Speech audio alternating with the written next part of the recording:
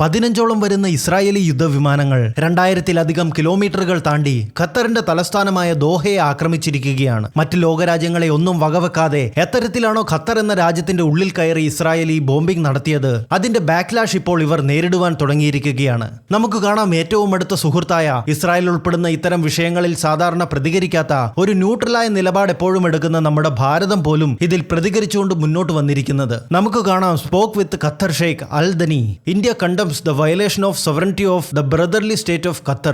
Exactly ഇതേ തരത്തിലുള്ള പ്രസ്താവനകൾ വിവിധ അറബ് രാജ്യങ്ങളിൽ നിന്നും യൂറോപ്യൻ യൂണിയനിൽ നിന്നും ഒക്കെ വരുന്നുണ്ട്. മറുപടിയായി ഖത്തറിന്റെ പ്രധാനമന്ത്രി ഇതിൽ പ്രതികരിച്ചിരിക്കുന്നത്, ഖത്തറിന് ഇപ്പോൾ വേണമെങ്കിൽ അന്താരാഷ്ട്ര നിയമങ്ങൾ അനുസരിച്ച് ഇസ്രായേലിന്റെ മേൽ ബോംബിംഗ് നടത്തുവാൻ, ഇസ്രായേലിനെ ആക്രമിക്കുവാൻ കഴിയുമെന്നാണ്. എഗെയിൻ, അത്തരത്തിലൊരു പ്ലാൻ ഉണ്ടെങ്കിൽ ഗുഡ് ലക്ക്, വേറൊന്നും പറയാനില്ല.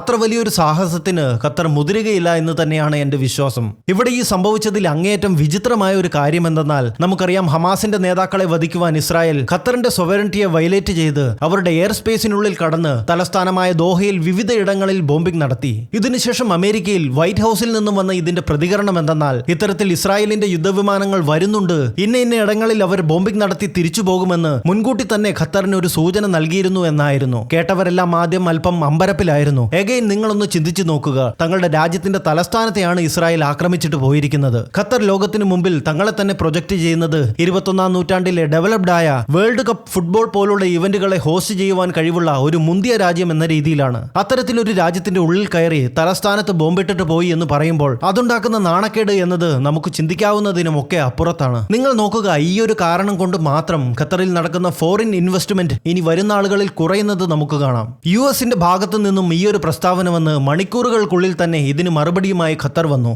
US നുണ പറയുകയാണ്. ഇവിടെ ഉപയോഗിച്ചിരിക്കുന്ന വാക്ക് നമുക്ക് കാണാം, US പറയുന്ന കാര്യങ്ങൾ ബേസ്ലെസ്, അടിസ്ഥാനരഹിതമാണ് എന്ന്. US അത്തരത്തിൽ ഒരു ഇൻഫർമേഷനും ഖത്തറിന് നൽകിയിട്ടില്ല എന്ന്. ഇതിലും അങ്ങേയറ്റം രസകരമായ കാര്യം എന്തെന്നാൽ, ഇതിനെല്ലാം ജസ്റ്റിഫൈ ചെയ്തുകൊണ്ട്, ഇതിൽ നിന്നെല്ലാം ഒന്ന് നൈസായി ഊരുവാൻ ശ്രമിച്ചുകൊണ്ട് ട്രംപ് വീണ്ടും ഒരു വിശദീകരണവുമായി വന്നു. അതിലേക്ക് നോക്കുന്നതിന് മുൻപായി ട്രംപിന്റെ ഈ പ്രവൃത്തിയെ വിശേഷിപ്പിച്ചുകൊണ്ട് ഇന്ത്യൻ മീഡിയയിൽ വന്നിരിക്കുന്ന ഈ ഒരു വാർത്ത നിങ്ങൾ ശ്രദ്ധിക്കുക. ട്രംപിന്റെ പുഷ്പ മൂവ്. USA-യുടെ ഒഫീഷ്യൽ ലൈൻ ശ്രദ്ധിച്ചാൽ നമുക്ക് കാണാം, ട്രംപ് ഈ ആക്രമണത്തിന് ഒരിക്കലും അപ്രൂവൽ കൊടുത്തിരുന്നില്ല. ഇതേപ്പറ്റി അറിഞ്ഞത് തന്നെ ഇസ്രായേൽ ആക്രമണം തുടങ്ങിയതിന് ശേഷമാണ്. അപ്പോൾ തന്നെ നെതന്യാഹുവിനെ വിളിച്ച് ട്രംപ് ശകാരിച്ചു, എന്തുകൊണ്ട് നേരത്തെ പറഞ്ഞില്ല? ഇതൊക്കെ USA-യുടെ വെറും നാടകം മാത്രമാണ്. ഇത്തരത്തിൽ അമേരിക്ക പറയുന്നത് പോലെ അവരറിയാതെയാണ് ഇസ്രായേൽ ആക്രമണം നടത്തിയത് എന്ന് വിശ്വസിക്കുവാൻ വളരെ ബുദ്ധിമുട്ടാണ്. കാരണം ഇത്തരമൊരു വലിയ സ്റ്റെപ്പ് അമേരിക്കയുടെ അപ്രൂവൽ കൂടാതെ ഇസ്രായേൽ ഒരിക്കലും എടുക്കില്ല. അൺഫോർച്ചുനേറ്റ്ലി ആക്രമണത്തെ തടയുവാൻ വളരെ വൈകിപ്പോയി എന്ന്. പുഷ്പ മൂവിയിലും ഇത്തരത്തിലൊരു രംഗമുണ്ട്. നായകൻ വില്ലന്റെ ബ്രദർ ഇൻ ലോയെ കൊല്ലാൻ പോകുമ്പോൾ വില്ലൻ ഫോണിൽ വിളിച്ച് അവന്റെ ജീവനായി അപേക്ഷിക്കുന്നു. അപ്പോൾ പുഷ്പ പറയും, അവനെ ഓൾറെഡി കൊന്നു, നിങ്ങൾ വൈകിപ്പോയി, ഒരു 5 മിനിറ്റ് നേരത്തെ വിളിച്ചിരുന്നെങ്കിൽ കൊല്ലാതെ വിടാമായിരുന്നു എന്ന്. അതുതന്നെയാണ് ഇവിടെയും നടന്നിരിക്കുന്നത് എന്നാണ് ഇവർ പറയുന്നത്. നമുക്ക് കാണാം ആർട്ടിക്കിളിൽ ട്രംപിന്റെ പുഷ്പ മൂവ്.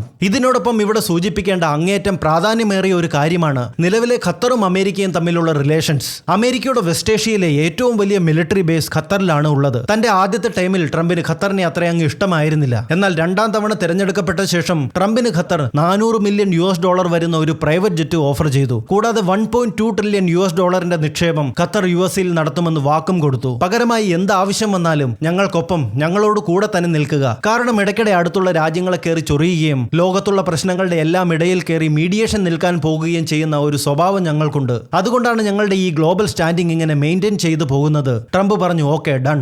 എന്നാൽ ആവശ്യം വന്നപ്പോൾ ട്രംപ് കാലുമാറി. നിങ്ങൾ നോക്കുക, അമേരിക്ക തങ്ങൾ സുരക്ഷ ഉറപ്പാക്കുന്ന ഏറ്റവും വലിയ മിലിറ്ററിയെ മെയിൻറ്റെയിൻ ചെയ്തു വെച്ചിരിക്കുന്ന രാജ്യത്തിന്റെ ഉള്ളിൽ കടന്ന് അവരുടെ തലസ്ഥാനത്ത് വെറും 3 മാസത്തിനുള്ളിൽ തന്നെ ശത്രുവായ ഇറാനും മിത്രമായ ഇസ്രായേലും ഒരുപോലെ ആക്രമിച്ചിരിക്കുന്നു. ഈ ഒരു പർട്ടിക്കുലർ ആക്രമണത്തിന് ശേഷം വലിയ ഡീൽ മേക്കറും പവർ ബ്രോക്കറും ഒക്കെയാണ് എന്ന് തന്നെത്താൻ വിശേഷിപ്പിക്കുന്ന ട്രംപിന്റെ അമേരിക്കയുടെ മേലുള്ള വിശ്വാസം മുഴുവൻ മിഡിൽ ഈസ്റ്റിലും ഇത്തരത്തിൽ അമേരിക്കൻ മിലിറ്ററി ബേസുകൾ നിലവിലുള്ള മറ്റു രാജ്യങ്ങളുടെ ഇടയിലും നഷ്ടമായിരിക്കുകയാണ്. ഖത്തർ എന്ന രാജ്യത്തെ പറ്റി പറയുകയാണെങ്കിൽ നമുക്കറിയാം, ഖത്തർ എല്ലായ്പ്പോഴും തങ്ങളുടെ ഒരു ആക്സിസ് ഓഫ് എവിൾ മെയിൻറ്റെയിൻ ചെയ്തു വെച്ചിരുന്നു. US തങ്ങളുടെ കൂടെയാണ് എന്ന ധൈര്യത്തിൽ ഇവർ സൗദി അറേബ്യ പോലുള്ള രാജ്യങ്ങളോട് പോലും കയറി കൊളുത്താൻ പോകാറുണ്ട്. അടുത്തിടെ ബംഗ്ലാദേശിൽ നടന്ന പ്രൊട്ടസ്റ്റിന് അതിന് പണം വന്നത് ഖത്തറിൽ നിന്നാണ്. കൂടാതെ മുസ്ലിം ബ്രദർഹുഡ് പോലുള്ള സംഘടനകൾക്കും ഫണ്ടിംഗ് നടത്തുന്നതും ഇവരാണ്. മാത്രമല്ല, ലോകത്തിലെ ഹമാസ് പോലുള്ള തീവ്രവാദി സംഘടനകളുടെ നേതാക്കൾ മുഴുവൻ പോയി അഭയം പ്രാപിക്കുന്നത് ഖത്തറിലാണ്. അതേസമയം വെറും 25 ബില്യൺ GDP മാത്രമുള്ള കുവൈറ്റ് ഒക്കെ പോലെയുള്ള ചെറിയൊരു രാജ്യമാണ് ഖത്തറും. എന്നാൽ ഇവരുടെ ധൈര്യം എന്നത് അമേരിക്കൻ പിന്തുണയായിരുന്നു. അമേരിക്ക തങ്ങളുടെ വലിയൊരു മിലിറ്ററി ഇവിടെ മെയിൻറ്റെയിൻ ചെയ്തു വെച്ചിരിക്കുന്നു.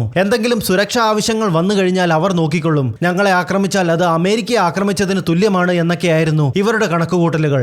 ആ ഒരു കാരണം കൊണ്ട് മറ്റ് രാജ്യങ്ങളും ഇവർ കാണിക്കുന്ന എന്നത് പലതും കണ്ടില്ല എന്ന് നടിച്ചു പോന്നു. അതുതന്നെയാണ് ഈ ഒരു ആക്രമണം ഖത്തർ എന്ന രാജ്യത്തിന്റെ ഗ്ലോബൽ സ്റ്റാറ്റസിന് വലിയൊരു തിരിച്ചടിയാണ് എന്ന് പറയുന്നതും. അതിപ്പോൾ അൽ ജസീറ എങ്ങനെയൊക്കെ ന്യായീകരിക്കുവാൻ ശ്രമിച്ചാലും ഇത് തന്നെയാണ് യാഥാർത്ഥ്യം. ഒപ്പം തന്നെ US മേലുള്ള വിശ്വാസവും പരിപൂർണമായി ഇവിടെ നഷ്ടപ്പെട്ടിരിക്കുകയാണ്. US ഇവിടെ കാണിച്ചിരിക്കുന്നത് ഒരു ആക്ട് ഓഫ് ബിട്രയൽ ആണ് എന്ന് പറഞ്ഞ് ഖത്തർ ഇപ്പോൾ US മുൻപ് ധാരണയിലുള്ള മിലിറ്ററി ഉടമ്പടികളെ പുനഃപരിശോധിക്കുകയാണ്.